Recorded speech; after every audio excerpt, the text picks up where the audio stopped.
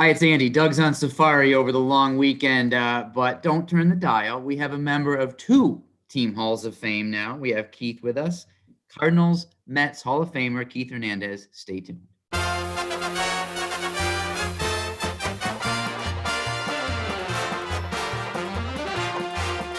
Hello, everybody. Welcome to Shea Anything. Before we get started, a reminder to subscribe to the Shea Anything podcast at Apple Podcasts, Spotify, or wherever you get your podcast. And Shea Anything is now brought to you by Verizon. 5G built right for the Mets. From the network more people rely on, only on Verizon. Keith, I know Doug is the pro at doing those reads, and I'm just a reporter. But that's not terrible, is it? No, it was wonderful. I thought you were Thank great. you. I appreciate that. Did that take you a while as an ex-player broadcaster? Maybe he should stay in Zimbabwe for another month, and you can just take over. You know how he just flew off for the weekend. You know, he's off in the Amazon or wherever he is, or Zimbabwe, hunting away or whatever he's doing. Anyway, Keith, I'm told. See, I switched over to the Yankee game as soon as the rain started falling, so I didn't actually hear this. But I'm told by Jeff, our producer, that you had one of your entertaining moments doing a weather report. During Thursday's game, and I'm told I'm going to hear this for the first time. So, Jeff, why don't you go ahead and cue that up? So, it is raining in St. Louis, but Keith, what does the radar show? Well, the hippy-dippy weatherman here looks like the rain is moving to the southeast, Garrett, and moving quickly. A lot of high wind. Should go back just be a quick rain, and we'll get the game back on. So, your finger is where St. Louis is? My pen. Okay, so there's no rain behind it. Right. It's all going. Okay, so it shouldn't rain for very long. I'm going to quit this job. I'm going to do weather. Call you Mr. K. There's actually a lot there to unpack, Keith. The hippy dippy weatherman is a reference. I'm trying to place it. Is that old SNL? What is that from? That is George Carlin. George Carlin. That's right. Yeah. That's right. George Carlin, who hosted the first SNL. So maybe my yeah, you were right. Right about that. And the Mr. G reference from Gary was good. Mr. G has been on the scene for so long. He is ageless. We still have Mr. G, don't we? On the. He goes on the board before and gives the forecast before the game. That's right. Well, I haven't been. When I lived in New York and I used to be able to run, I'd run in Central Park. I'd always run into him, but he was a big runner, and I'd on more than a few times would run with him a little bit and we'd shoot the bull around a little as we ran. Mr. G, the enduring newsman, on the scene longer than Len Berman. Good for Mr. G.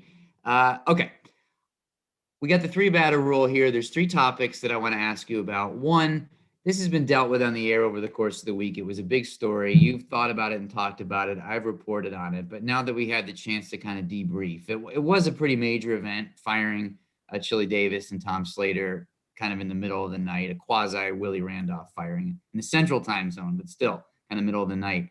I know you like Chili, and I know that you like the impact that he had on Pete Alonso, the impact he was trying to have on Launch Angle McNeil. What do you think about these?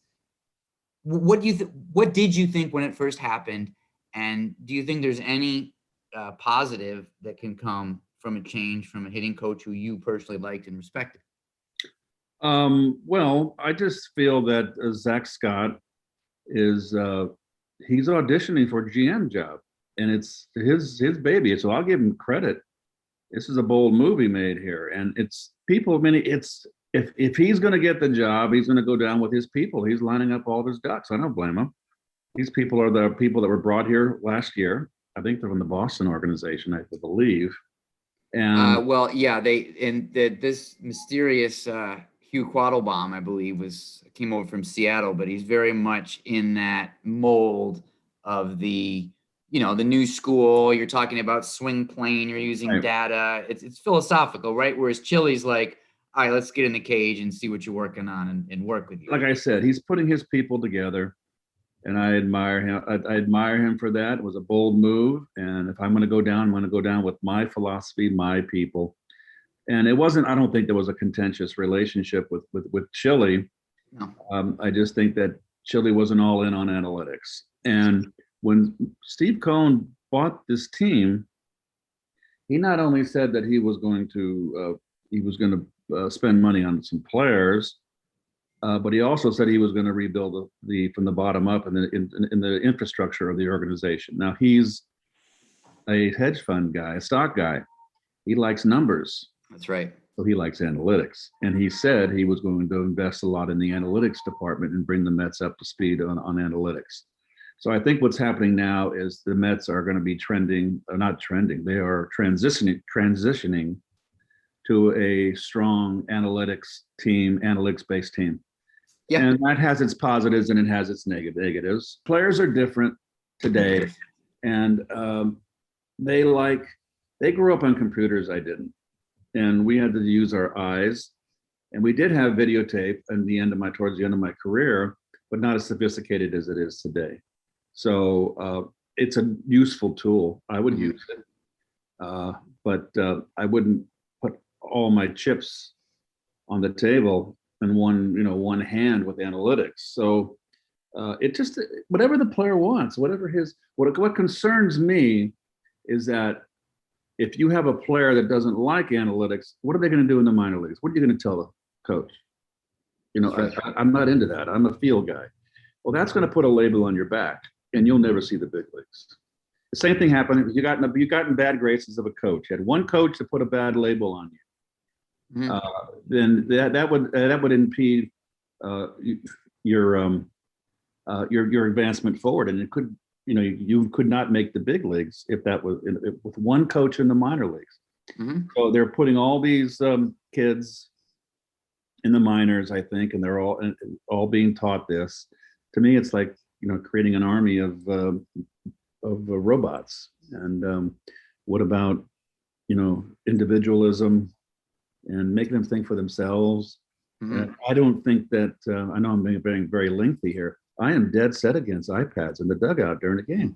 They come at 12 noon for a 7 o'clock game. Get your work done in the clubhouse and get your butt on the bench and watch the game. You watch your at-bats after the game. Yeah. And figure it out. If you don't know what you're doing wrong or how the pitcher's pitching you and you need that aid, and maybe I'm wrong. Maybe that's not what it's you. I say that they are. They go and critique their first at bat. There might be a play in the field that someone makes a great play or a smart play in the field, your position, you learn from that, so I'm having a hard time getting bought over, but I was dead set against it all in the beginning, but I'm open to analytics. There's a lot of good things that it brings.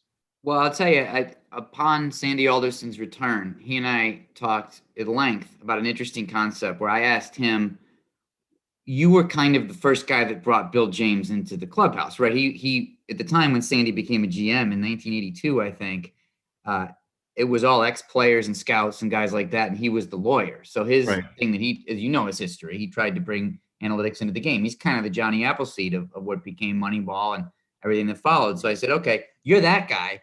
Now it's 2021. What's the next frontier? And his answer is like empathy, buy-in, and implementation, meaning trying not to turn everyone into robots, but finding a way so there isn't this divide between the nerds and the jocks, or however you want to call it, and actually getting it to work, making sure that your analytics guys and your coaches can work with guys where they are. Now that sounds good to say, and it's obviously a noble goal, but you paint the opposite portrait, or not the opposite, but an interesting counter to that, where if the boss is telling you this is how our approach is, and you're a kid in the minor leagues, what are you going to say? Or you're come over on a trade and, and you're a rookie. Yeah. And, you're not a seasoned veteran or a superstar. I want to ask you specifically about one of the hitters, of course, we talked about a lot, and that's Lindor and his bohunkus that has been sticking out. And what I'm seeing, my untrained eye, and then I can look at the numbers myself, or just a guy who hasn't barreled the ball virtually all year. There was one line drive out to second base, I think, in the Phillies series. Other than that, he's not hitting it hard. And we're not seeing signs with our eyes over the underlying like hard contact numbers or what have you that it's turning around anytime soon. What are we seeing here? What's going on with this guy? Oh, I think it's certainly the contract. New York, and he's off to his worst slump of his career. He finally hit the ball hard and got a base hit, broke to 0 for 26. But I see everything's speeding up for him right now, and it's all up here between the ears. And because he's had good years, he's got the physical tools. He's just starting too quick, and I just think he's racing, and the ball looks like it's coming in 300, 400 miles an hour. And because his butt's flying out because he's too quick, he's opening up. And there's the swing is his swing, but when you stride too quick and open up and fly out with your shoulder, you got nothing left. In golf, that's a slice. And he's just starting too quick. That's why he's swinging the curveball in the dirt. Yeah. I thought he had a better game yesterday, the last game in St. Louis. I thought he had he wasn't chasing. Yeah. I thought he still took a couple defensive swings, and outside corner is still giving him a lot of trouble. But I thought it was a better 4 at-bats for him, or 5 at-bats. My God, it might have been 6 with it. 11 walks. So when he's flying open like that, that indicates to you anxiousness and swinging too soon. Yes, you can't tell me that he's got a lot of money. It's New York. He's making, and he's off. It's bothering him. He's human, it's got to be bothering him. This might be a stupid question to a hitter, but is that different than from cheating because you feel like your bat is a little slow?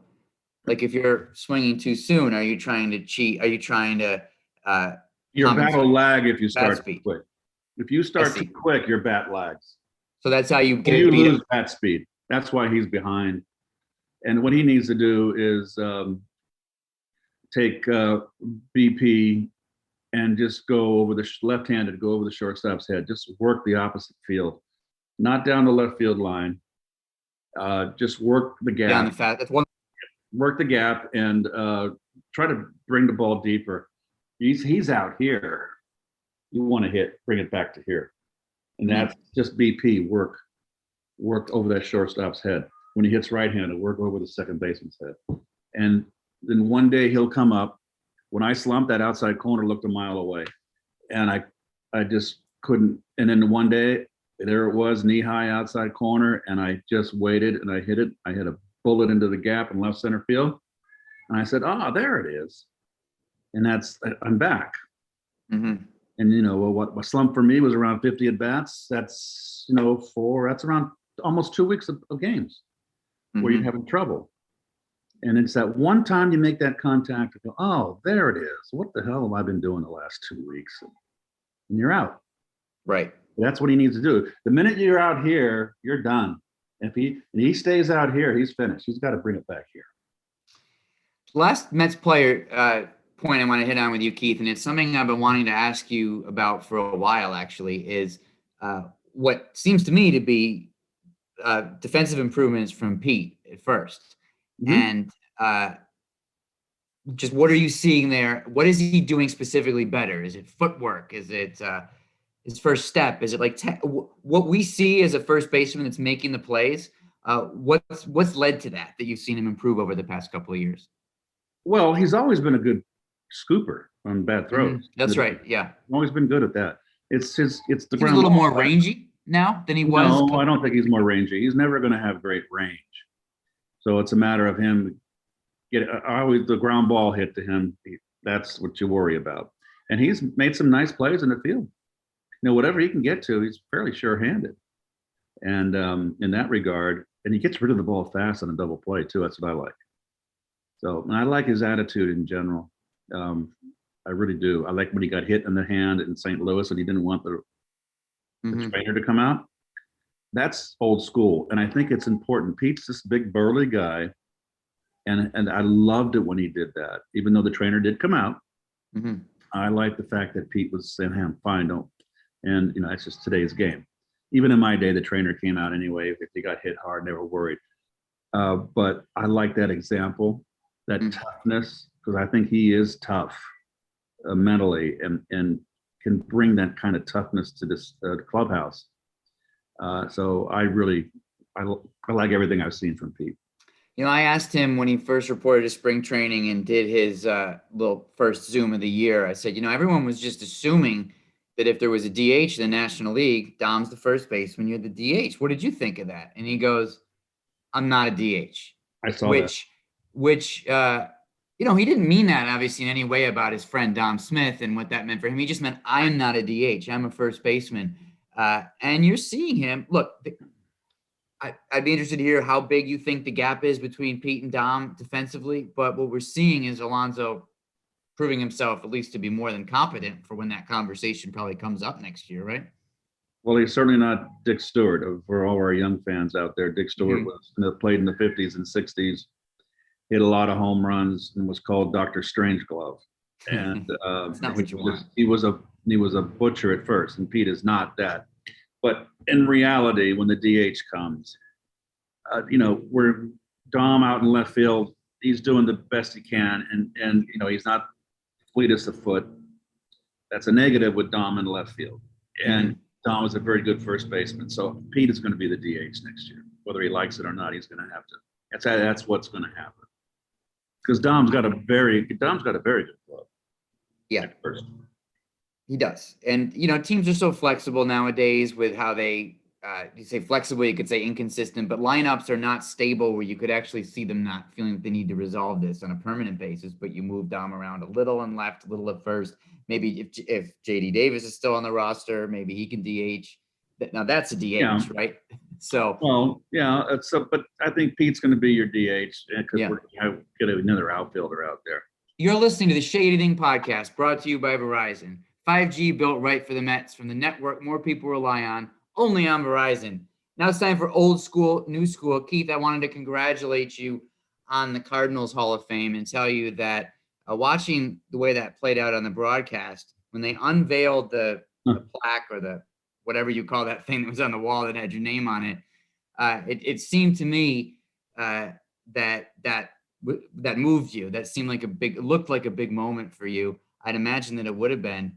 And, as someone who's been fortunate to know you now for quite a few years, I know that you're someone who appreciates what something like that means, the magnitude of something like that, the history of being a Hall of Famer in the St. Louis Cardinals organization. So when you saw, I know you knew about it prior, but when you saw your name under Cardinals Hall of Famer and that was unveiled, where did your mind go? Was it the history? Was it your relationships with the Lou Brocks and the mentors that you had there? What was in that moment for you in your mind? Well, I originally thought I was looking for Monty Hall behind door number 1 or door number 2. Just joking there, but no, it was all of a sudden a reality. There it was, and I had no idea we were going to show that. I didn't know that they were going to do that, and at that time unveil it. And so it caught me by surprise, but there it was, and it did. It means a lot. I mean, the Cardinals are a club with great tradition, great players, and they've got a lot of players in their Hall of Fame going back to Rogers Hornsby and Grover Cleveland, and you name it. So to be part of that group must be quite a feeling. I actually went online and looked at all the members of the Hall of Fame, and it's quite a list. And I'm thrilled. It was my favorite team growing up, so to be now a member of that storied franchise's Hall of Fame is it really means a lot. And not to diminish the Mets. I mean, I feel just as proud of that as well. So I think, this kind of a intangible question, but it's what I had in mind when I saw the news about you in the Cardinals Hall of Fame is, I think to the public and the popular culture, to the world, you're probably mostly a Met in that everyone knows about 86. You were a Met on Seinfeld. You moved to New York. You're obviously on the Mets broadcast. How much of a Cardinal are you? How much do you feel inside? Like, I know you're both, but what are the Cardinals to you in your life, in your career? How much do you identify with that whole other storied organization? Where's that in your heart and head? Well, it's the Mets were when I was established. Mm-hmm. So it was like 2 stages of my career. And, the Cardinals started as with me when I was like 6 years old. So till 30 when I was traded. Was it 30, 20, 30, I believe I was traded. So, if I say I'm a Cardinal, and Met fans are going to go ballistic. Well, I'm not trying to set that trap for you, but I'd like to think that Mets fans can understand that both of these franchises hold a separate and special place in your own personal history. They do. Now, the Cardinals was, I struggled early in my career. It was an uphill fight, and then finally successful. With the Mets, it was a loser organization that was turned around in 1 year, and capped off with the '86 World Series and getting into another postseason in '88. So they're equally. I'm proud of both, but they're distinctly different. They are absolutely distinctly different. Now, you asked me what uniform I like best. I'll say the Cardinal uniform is the best uniform in baseball. It's classic. Well, but I never minded it. I loved the orange and blue. I just wish we had the uniforms, the road uniforms we had with the handwriting in New York. That's right. Those were nice. Oh, God, I hate it. I wish we had the old traditional with the piping with New York. Oh, you don't like the ones with the cursive handwriting thing? Oh, I hated them. They were really? Oh, I wanted the old school, the old Met ones, like when Matlack and I wanted the old Met uniforms. It all comes back to when you were a kid, right? Because I was watching Mets games on TV in the '80s into the '90s as a kid. I didn't like the piping. I didn't like the piping. Yeah. I like the old fashioned. That's just my preference and my age. Cardinals, Dodgers, Yankees, those are the classics. And there's a critique of the Met uniforms that I have, it's that there have been too many variations over the years. The orange, the black, the piping, and this and that. You're right. The Cardinals are a team that found something. And I thought the Met road uniform was, when the '73 World Series was spectacular. I just love that. The Met uniform looks good with the gray. The Cardinal uniform looked better with the powder blue than the gray. Powder blue was awesome. Yeah, that was. You got to wear that one, the powder blue. I did. Yeah. Another thing, this is not related to the Cardinals, but now that with the opportunity that I have to talk to you for a few minutes here today with Doug on Safari, I want to ask you about the DH, because you're one of the few people publicly who stuck with the idea that you're disappointed that the DH will be, we all assume, universal soon. I'm with you, actually. I've covered the National League on the beat for most of my time covering the game. I like the National League game. So I'm there with you. And I'm interested, and I want to be able to make a better argument, because people are always telling me that I'm a dinosaur and get with it. How can you articulate, when we lose the National League game, what we're losing? What will you miss when the pitcher's not hitting and the game is uniform across both leagues? I have my answers, but I'm interested in what you would say. The manager has to manage late in the game. Yeah. You can have DeGrom out there losing 1-0 in the 7th, and you're gonna have to take him out. Yeah. You have to pinch hit, the flip-flopping of the lineups, all that strategy. It's just not gonna. It goes up by the wayside just to add more brute force, another bat. So you have what's that for? For more offense? There's nothing better than when the managers start clicking that 7th inning in a 1-run game. That's fun. The last 3 I agree. games. It's I fun. agree. The use of the bench, the strategy. You got more reliance on, they got to have a bullpen. Yeah. Because but Boston, when we played in '86 in Boston, they didn't have the bullpen. Although their bullpen did pretty good. But they don't. There was not because you can keep Clemens in there. He's losing 3-1 in the 8th. You can keep DeGrom in instead of having to get rid of him. So there was less dependence or need to have a good bullpen. And the teams that get there in the end, I remember Red Shaney said, the 2 teams that are there in the end are there because they're the best teams. Mm-hmm. And they're good. Mm-hmm. They're solid. Their roster is solid. So that's just going to be all gone, and it's going to be sad. I'm with you. I just wish that, and I don't know who to blame on this, whether it's, I mean, there's no individual to blame, but why pitchers can't handle the bat at all anymore. Some of them can't get down a I bunt. don't care about that. I think it's a plus if they can hit like DeGrom can hit. Warren Spahn could hit. I'm going to be old. Bob Gibson could hit. Doc could hit. But a lot of pitchers, the great majority, can't bunt. And that's something they should perfect because they can help themselves. There's no excuse for that. It seems like a bit of a lost art, and I'm not sure exactly when that faded, that pitchers became largely unable to do that. But There was a lot of pitchers in my day that couldn't bunt. Really? So that hasn't actually gotten worse over the years? It has become worse, but it was never – it was bad in my day, too. There's a lot of pitchers that couldn't bunt. That's why I played in a lot. I wanted to put pressure on the pitcher. I knew those that were bad bunters, I'd be down their throat to scare the crap out of them. And it worked, I bet. Yeah, I put the pressure on them. Right, Haji? I'm sure Haji agrees. If you've taught Haji anything after all these years, it's the value of the National League game. All right, Keith, thank you. It's always a pleasure and an honor to spend a little bit of time talking baseball with you. I wish it was something I could do even more often. Thank you for joining me, Sans Doug, today. Enjoy the series this weekend against the Diamondbacks. And a reminder to listeners to subscribe to Shea Anything at Apple Podcasts, Spotify, or wherever you get your podcasts. And remember that the Shea Anything podcast is brought to you by Verizon, 5G built right for the Mets, and the network more people rely on, only on Verizon. Talk to you next week.